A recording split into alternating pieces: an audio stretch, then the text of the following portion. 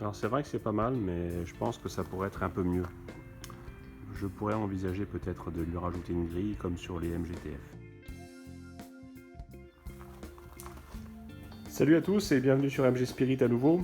Alors je vais vous faire un petit tuto rapide pour ceux qui veulent rajouter de la grille anodisée arrière, plus exactement au niveau du pare-choc arrière de la MGF, puisque ce n'est pas prévu en standard.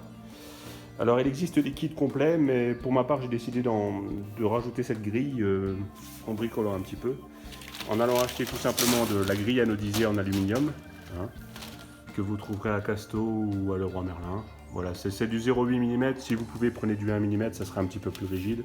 Bon, le 0,8 devrait aller puisque vous allez voir, on n'a pas de grands espaces à couvrir. Donc je vais essayer d'adapter en fait ça, ici, de façon à ce qu'on ait un arrière de voiture un petit peu plus sympa à regarder, un peu à la manière de ce qui existe sur les MGTF, mais qui n'existe pas malheureusement en série sur les MGF. J'ai trouvé sur internet certaines boîtes spécialisées anglaises qui le proposaient, mais à des prix vraiment exorbitants, puisqu'on atteint entre 150 et 200 livres, donc voilà, ça je l'ai payé 22,30 €. Alors j'ai coupé une première feuille en fait de la longueur nécessaire, que j'ai appliquée et conformée sur ce côté-là, voilà. Donc c'est simple, hein, comme c'est du 0,8, il faut y aller doucement. Vous prenez la longueur, vous pliez en haut puis en bas, et ensuite vous coupez dans l'angle ici, dans l'angle là, et vous rabattez tout l'ensemble. Bon, on peut procéder éventuellement avec une pose, avec des attaches style attache aveugle qu'on utilise par exemple pour les bavettes. Bon, moi je vais essayer de tout simplement le coller. J'ai du Sikaflex qui colle à peu près tout, donc je vais essayer avec ça. Si ça marche, ça sera parfait.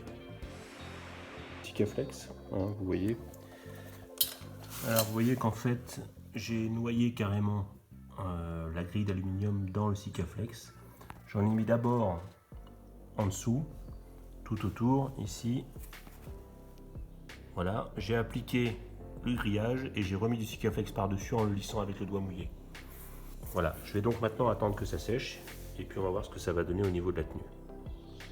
La mise en place et le collage sont terminés partout, donc vous voyez j'ai utilisé les outils pour maintenir en fait la grille en place le temps du collage.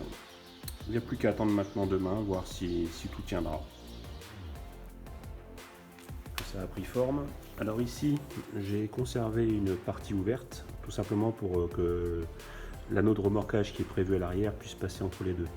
En fait, avant de faire tout ça, j'avais fait quelques marques ici sur le côté, hein, ce qui m'a permis de savoir exactement où le grillage devait s'arrêter avant de le coller. Je vais maintenant procéder au montage sur la voiture pour voir ce que ça donne. Alors voyons voir ce que ça donne maintenant que c'est monté. Voilà. Voilà ce qu'on obtient comme vision avec cette petite grille en aluminium chromé une fois montée. Voilà pour le petit tuto. Bon ben écoutez, pour moi c'est terminé. J'espère que ça vous servira si vous avez l'intention de modifier votre voiture comme je viens de le faire. Un seul conseil cependant, je me suis précipité, j'ai pris de la grille de 0,8. Essayez de voir si vous pouvez trouver de la grille en 1 mm. Et ce, pas forcément en aluminium comme mon cas, mais vous pouvez également vous orienter vers une grille en acier inoxydable. Voilà. Merci de m'avoir regardé, à bientôt sur MG Spirit, c'était un tout petit tuto tuning pour les MGF. À bientôt.